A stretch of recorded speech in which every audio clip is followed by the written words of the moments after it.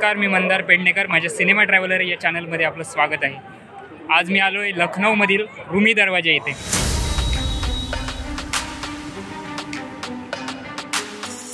तब्बल 60 फूट उंच असलेला हा दरवाजा पाहिला की नवाबों का शहर लखनौ असं का म्हणतात हे लक्षात येतं. हा आहे लखनौमधील फेमस रुमी दरवाजा.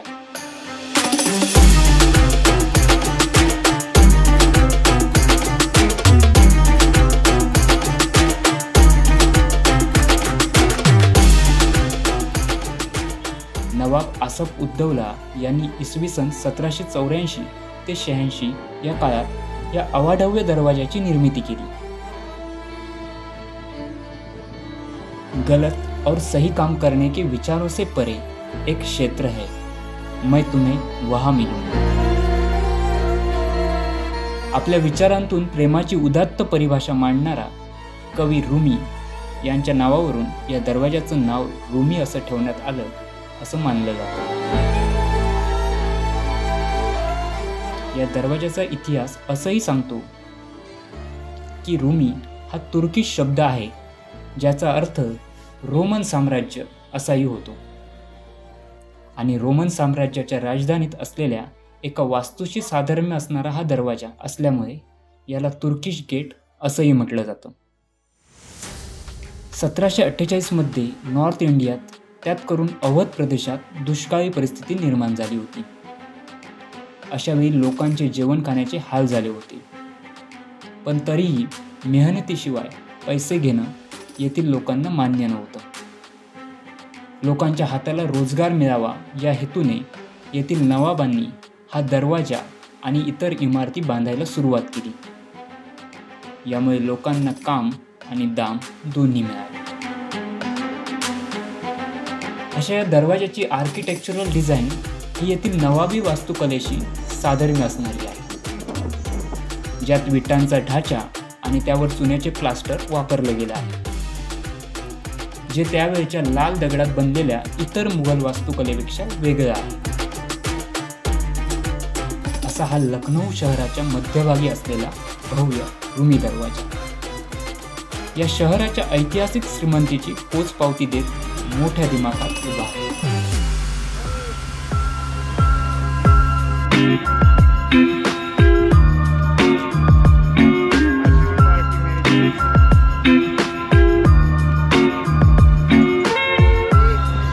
प्रेमी जोड़ों के लिए 20 रुपये 8 पीस और हमारे लिए. माझ्या या अनपेक्षित प्रश्नावर त्याच्याकडे काही उत्तर नव्हतं. मात्र माझ्या सिंगल मित्रांच्या चेहऱ्यावरची स्माईल आणि पोटात गेलेली पाणीपुरी बरंच काही सांगून गेली. तिथूनच पुढे आम्ही चालत निघालो आणि या भल्या मोठ्या लोखंडी मॅप समोर आलो. या मॅपवर या जागेची आर्टिस्टिकरित्या माहिती देण्यात आली आहे. ती वाचून त्याच्या समोरच असलेल्या बडा इमाम बडा या अजून एका ऐतिहासिक जागेवर पोहोचलो. याचंही हे भव्य रूप खरंच पाहण्यासारखं, अनुभवण्यासारखं आहे.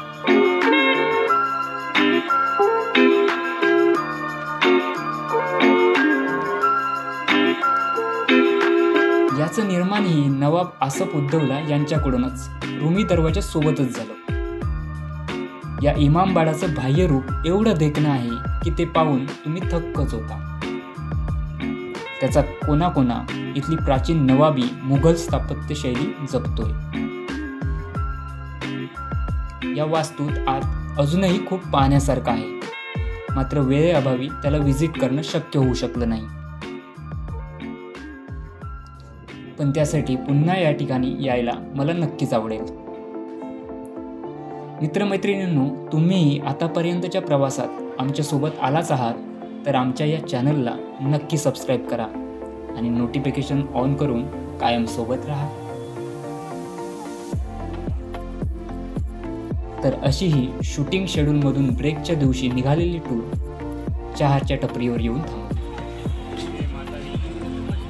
बोलता बोलता या यूपीच्या सरकारी लोगोतील माशांच्या हिस्ट्रीवर गप्पा झाली.